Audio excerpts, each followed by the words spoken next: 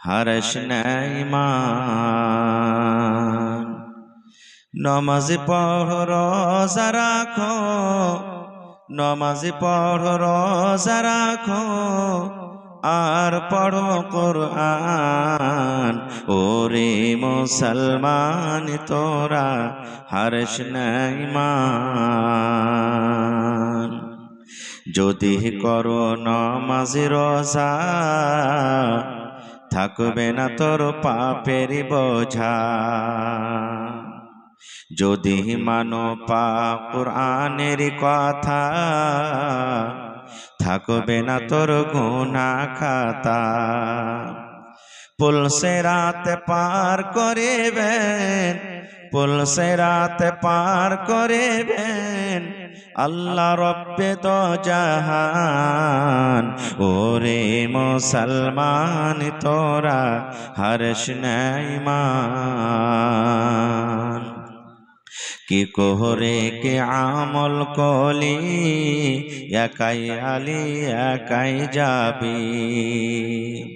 কি কোহরে কে আমল কলি, একাই আলী একাই যাবি। ভালো আমল যদি করে গেলে, নেক আমল যদি করে গেলে, হবে তোর কল্যাণ। ওরে মুসলমান তোরা হারশ নাই মান।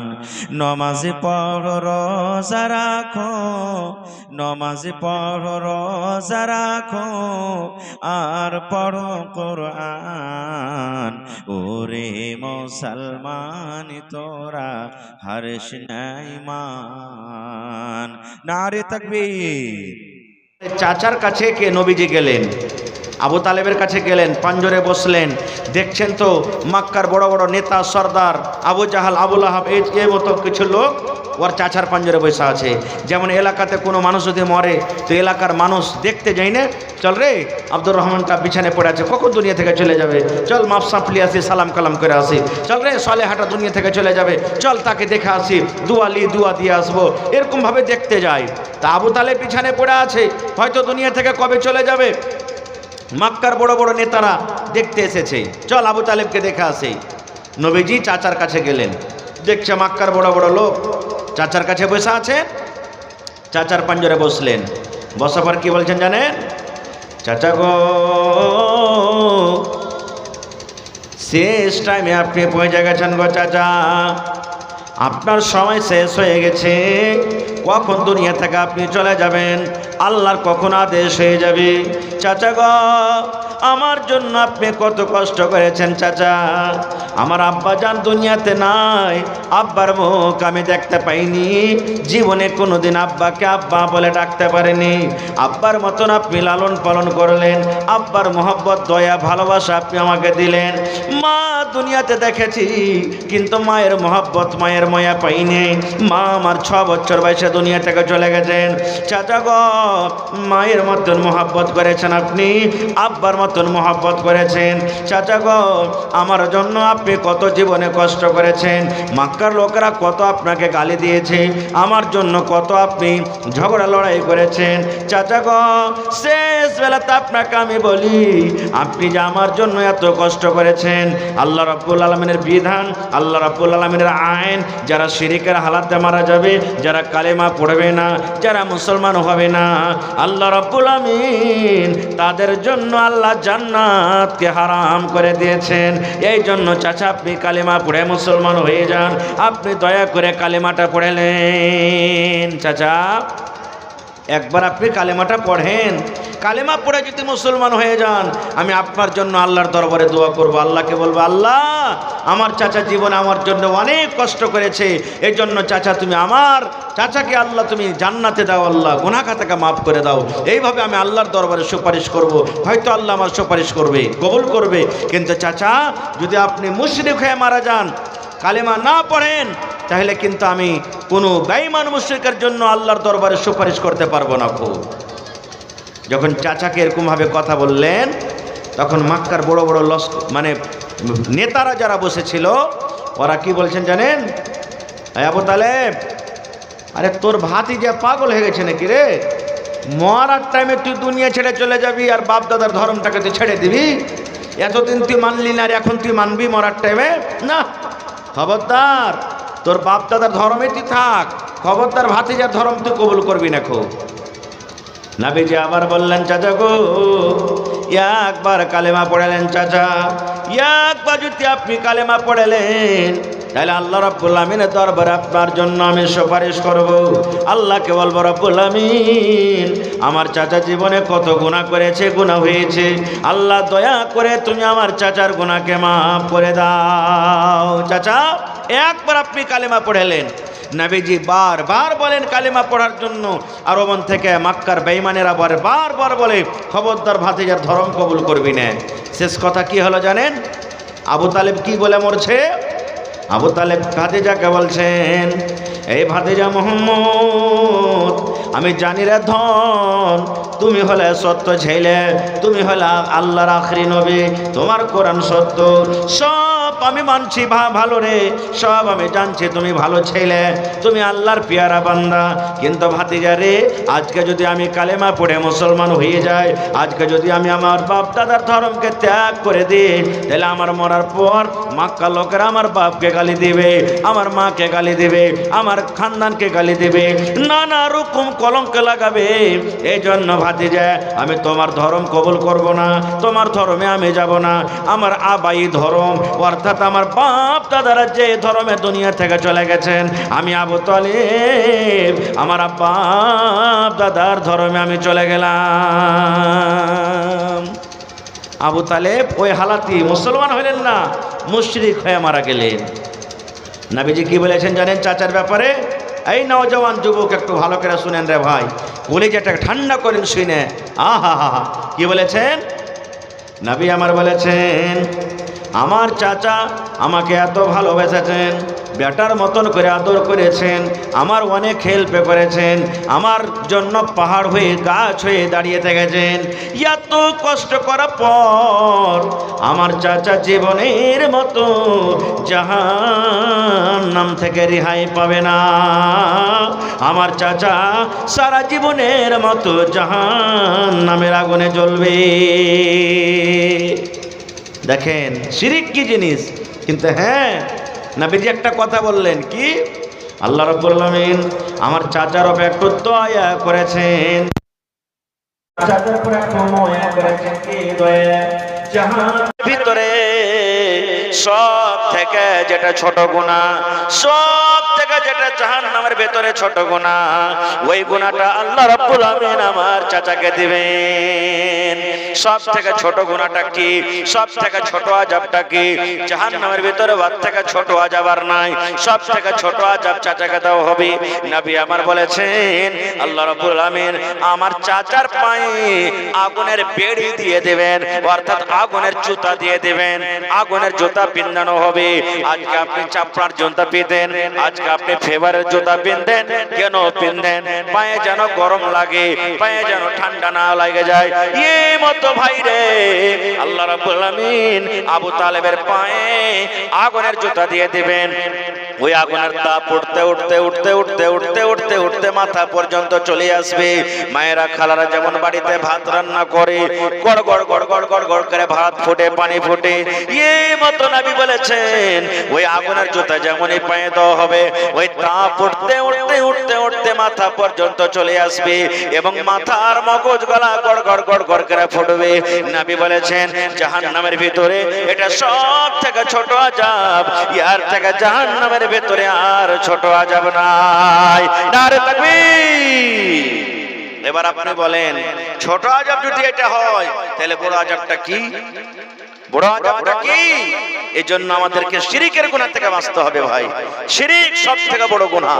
শিরিকের গুনাহ বলতে কিছু হলো না হলো গলাতে তাবিজ দিয়ে দিলাম, কোজল চালাইতে গেলাম, আর আইল চপাইতে চপাইতে, বাঁশ চপাইতে চপাইতে একটু কোন রকম রক চমকে গেল, দিলাম কালো ধাগা করে বাইন্ধে, এই যে শিরিক হয়ে গেল।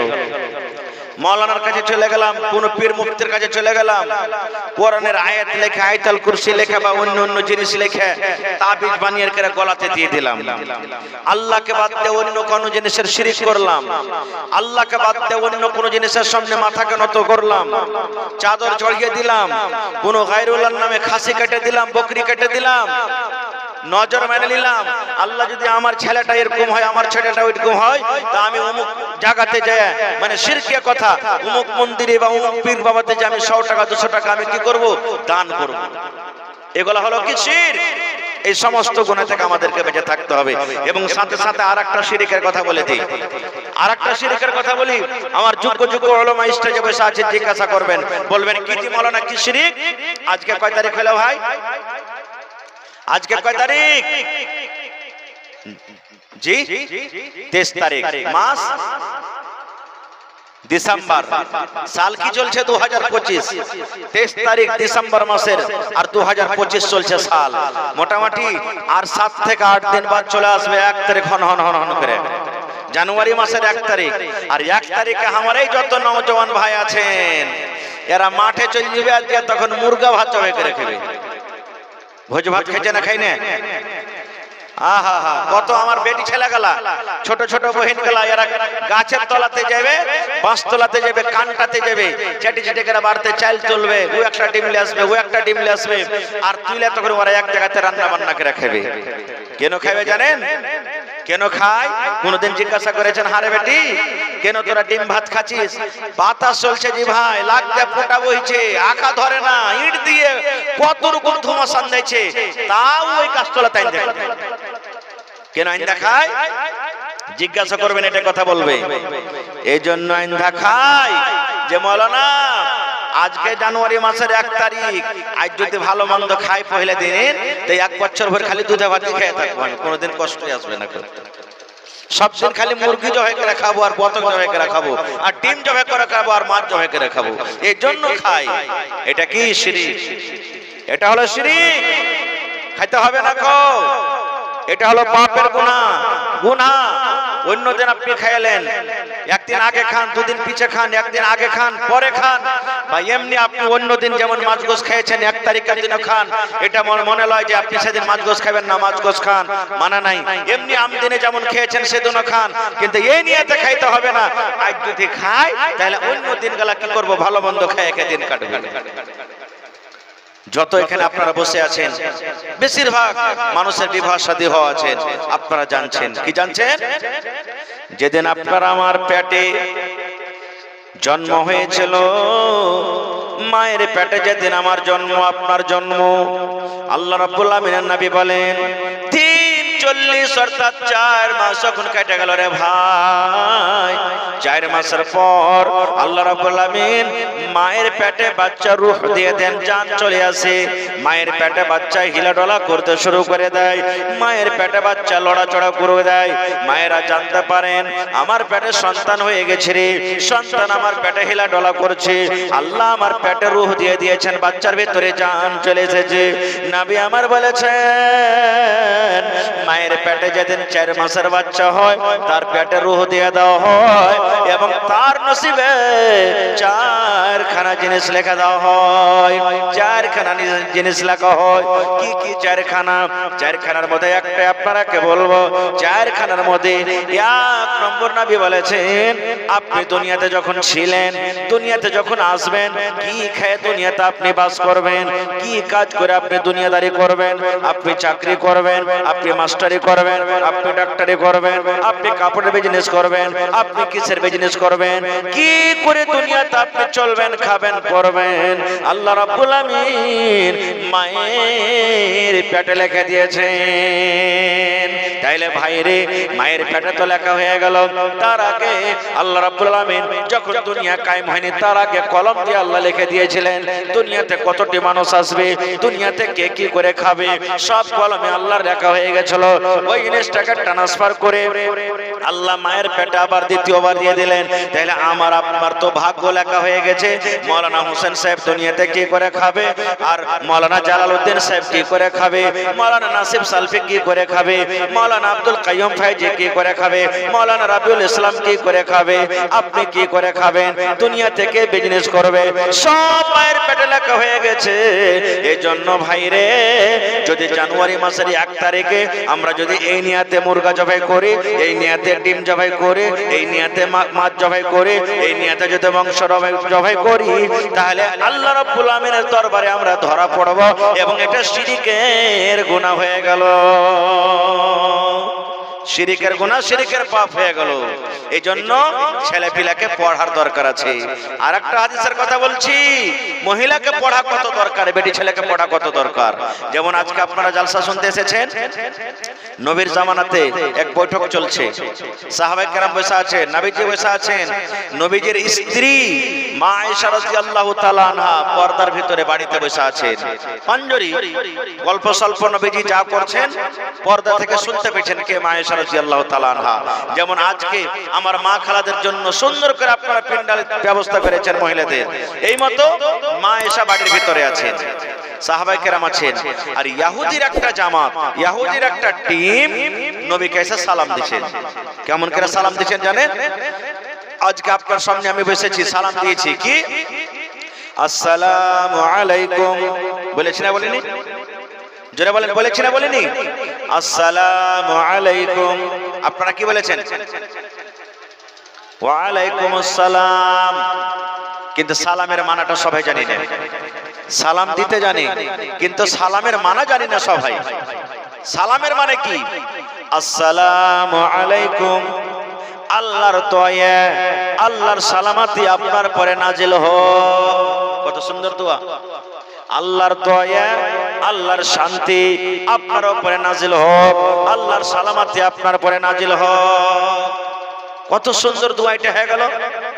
তো ইহুদির টিম, ইহুদির জামাত নবীর কাছে এলেন, আসাপার নবীকে সালাম দিছে। কেমন করে জানেন? আসসালামু আলাইকুম না বলে কি বলছেন? আসসালামু আলাইকুম। দেখেন, ভালো করে শুনবেন, পার্থক্যটা শুনবেন।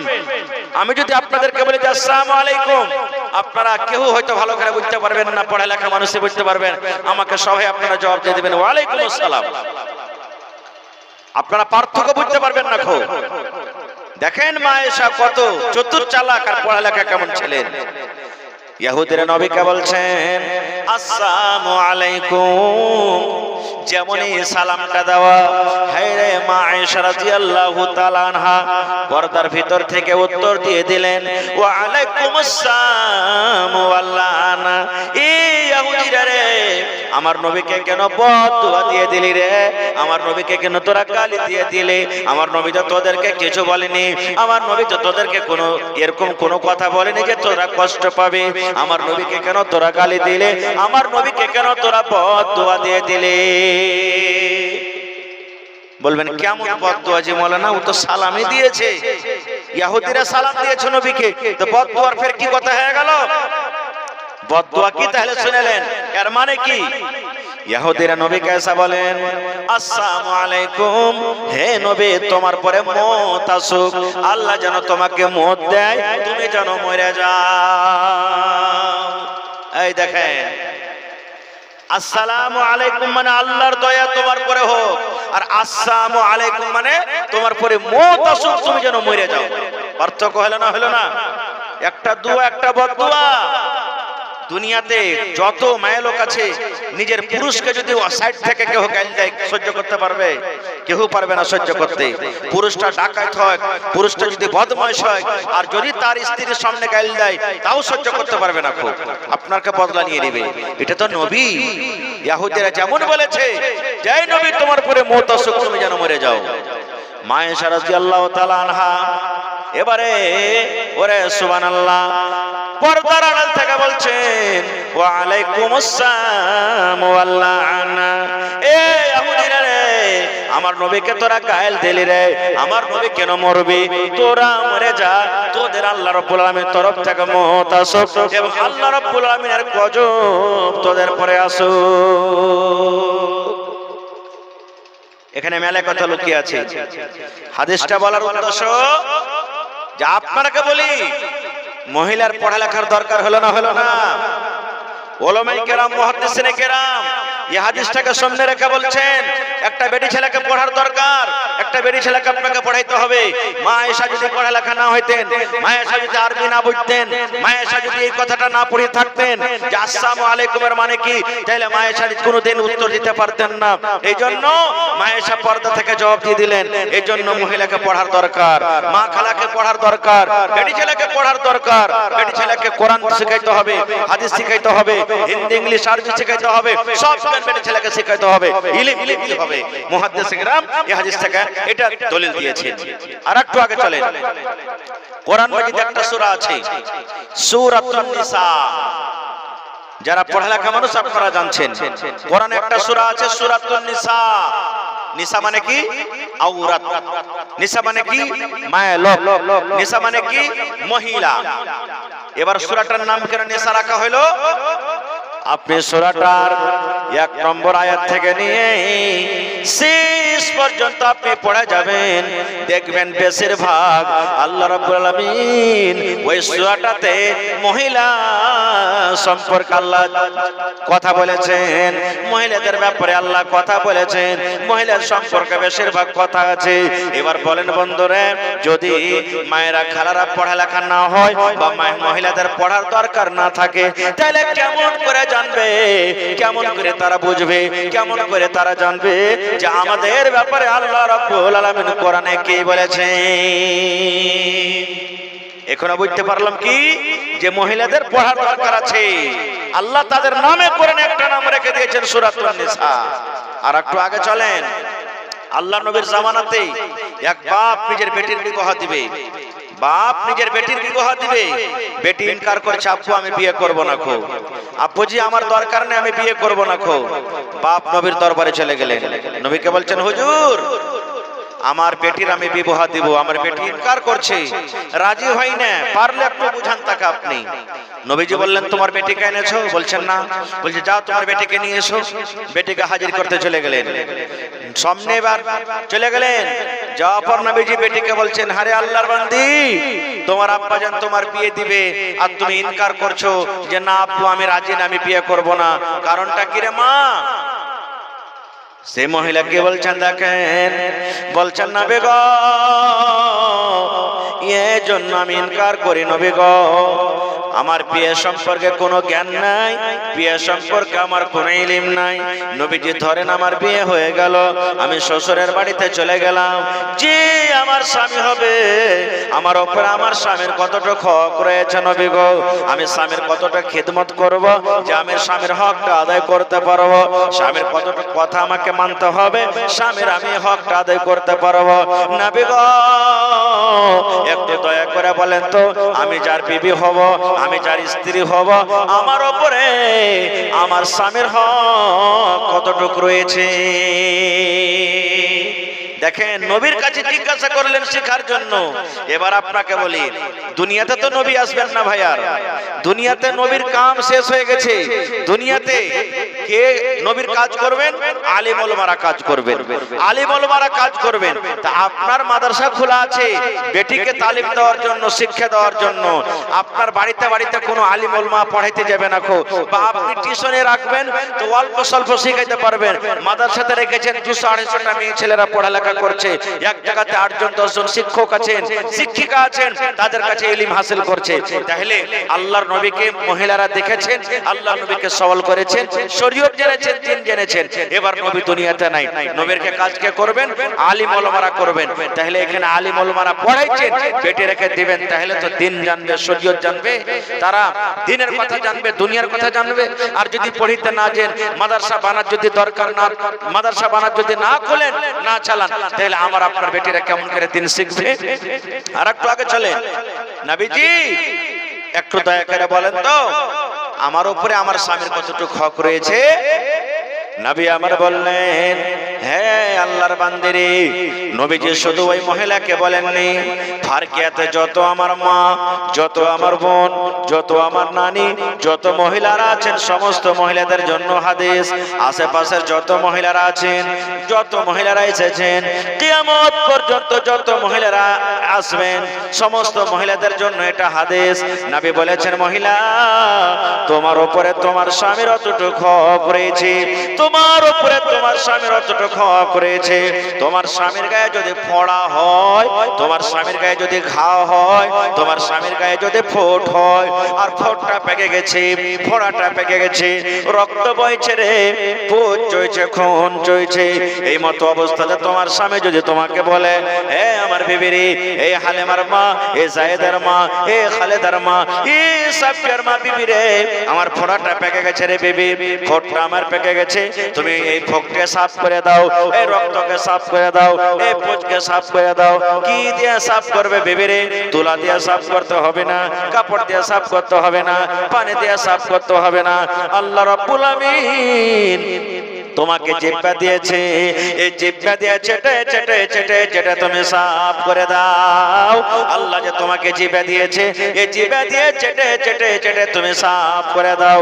নবী আমার বলেছেন, মহিলা যদি তোমার স্বামী তোমাকে এরকম কাজের আদেশ করে, জিহ্বা দিয়ে চেটে চেটে চেটে তুমি সাফ করে দাও, নবী বলেছেন, মহিলা তুমি ইনকার করতে পাবে না, ইনকার করতে পাবে না।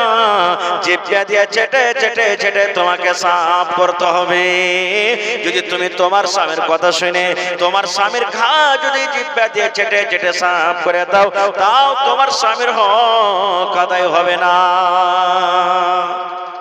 তাহলে এই হাদিস থেকে আমরা কি বুঝতে পারলাম? মহিলারা যদি পড়ালেখা না হয়, মহিলারাকে যদি দ্বীনি তালিম না দেন, দ্বীনি শিক্ষা না দেন, তাহলে ওরা কেমন করে জানবে যে আমার উপরে আমার স্বামীর দায়িত্ব কি, হক কি রয়েছে, স্বামীর সাথে আমাকে কেমন ব্যবহার করতে হবে, স্বামীর সাথে আমাকে কিভাবে চলতে হবে, কেমন করে ওরা বুঝতে পারবে? এই জন্য বেটি ছেলেকে মাদ্রাসাতে পড়াইতে হবে ভাই, পড়িতে দিতে হবে, পড়িতে দিতে হবে, পড়াইতে হবে। এই জন্য আল্লাহ তাবারাক ওয়া তাআলা সর্বপ্রথম কোরআন মাজিদে যেটা সূরা নাযিল করেছেন, সূরাতুল আলাক, পড়া সম্পর্কে দিয়েছেন। আল্লাহ প্রথমে কথা বলেননি, হে নবী প্রথমে মানুষেরা বলে নামাজ পড়বে, রোজা করবে, হজ করবে, যাকাত দিবে, জিনা করবে না, চুরি করবে না, মদ পান করবে না। দুনিয়াতে এরকম কোনো কাজ বলা হয়নি। আল্লাহ রাব্বুল আলামিন সর্বপ্রথম যেটা মানুষকে আদেশ করেছেন সেটা হলো কি, ইকরা, পড়ো। আর পড়িতে গেলে বেটাকে পড়াইতে হবে, বেটিকে পড়াইতে হবে। আমাদের মতভেদ কোনো কিছু রাখতে হবে না কো, বেটা বেটি দুজনকে তালিম দিতে হবে, দুজনকে জ্ঞান দিতে হবে। সুবহানাল্লাহ। আজকে আমাদের সমাজে, আজকে আমাদের এলাকাতে অনেক অনেক আপনি বেটা ছেলেকে পাবেন হাফেজে কোরআন, কিন্তু কয়টা বেটি ছেলেকে পাবেন আপনি? কয়টা বেটি ছেলেকে আপনি হাফেজে কোরআন পাবেন? হাফেজে কয়টা বেটি ছেলেকে পাবেন? সুবহানাল্লাহ। আজকে দেখবেন আমাদের এলাকাতে, গ্রামে অনেক অনেক মাওলানা সাহেব দেখতে পাবেন, কিন্তু আজকে আলহামদুলিল্লাহ এই 2-4-5 বছর থেকে আশেপাশে অনেক বানাত মাদ্রাসা হওয়ার কারণে আল্লাহুস সামাদ আশেপাশে অনেক তারাক্কি করেছেন, অনেক আল্লাহ রাব্বুল আলামিন মানুষকে জ্ঞান বুদ্ধি দিয়েছেন যে বেটিরাকে আমরা পড়াচ্ছি। আলহামদুলিল্লাহ প্রত্যেক গায়ে 2টা 4টা 5টা এই করে করে আলেমা তৈরি হয়ে গেছে, কিন্তু এখন পর্যন্ত ভালোভাবে হাফেজা তৈরি হয়নি। এই জন্য আমার ভাইরাকে বলবো, বেটা বেটিতে কোনোদিন কোনো তফাৎ করবেন না রে ভাই। আজকে যে মাদ্রাসার জালসা, এটা হলো একটা বানাত মাদ্রাসা, আর এতে সরকারি কোনো সহযোগিতা আছে না। আমার মাওলানা জালালউদ্দিন সাহেব আপনাদের সামনে মাদ্রাসার যেটা বেওরা, মাদ্রাসার যেটা ডিটেইলস আপনাদের সামনে শুনাইলেন, আপনারা শুনলেন যে আজকে যে বানাতটা ছিল, এই বানাতটা একটা আগে স্কুল ছিল, স্কুল ছিল। কিন্তু আমার ভাই মাওলানা আব্দুস সুবহান সাহেব হাফেজাহুল্লাহ আপনাদেরকে মাশওয়ারা নিয়ে, আপনাদের সহযোগিতাতে এই স্কুলটাকে হটিয়ে কি করেছেন, বানাত মাদ্রাসার কিয়াম করেছেন। বানাত মাদ্রাসা মানে মাদ্রাসা উম্মে কুলসুম নাম রেখেছেন, যে এখানে ইংলিশের পড়া হচ্ছে, এখানে উর্দুর পড়া হচ্ছে, এখানে হিসাবের পড়া হচ্ছে, এখানে আরো অন্যান্য বই পড়া হচ্ছে। তার সাথে সাথে আমার বোনেরা, আমার বেটিরা, আমার ভাতিজিরা যেন কোরআনের কোরআনেরও পড়া হয়, দিনেরও পড়া হয়। এজন্য দিন এবং দুনিয়া যেন এখান থেকে শিক্ষা আগে বাড়তে পারে, এজন্য এই মাদ্রাসাটাকে কায়েম করা হয়েছে। ভাই মাশাআল্লাহ তাফসীর হাদিসেরও ইলম হয়। ভাইরে আমি শুনলাম এখানে মোটামুটি 200 থেকে উপর, মানে 200 প্লাস বেটি ছেলে পড়ালেখা করছে। এবার আপনি বলেন তো, এখানে সৌদি আরবের কোনো মদত আছে না, এখানে অন্য সরকারি কোনো সহযোগিতা আছে না।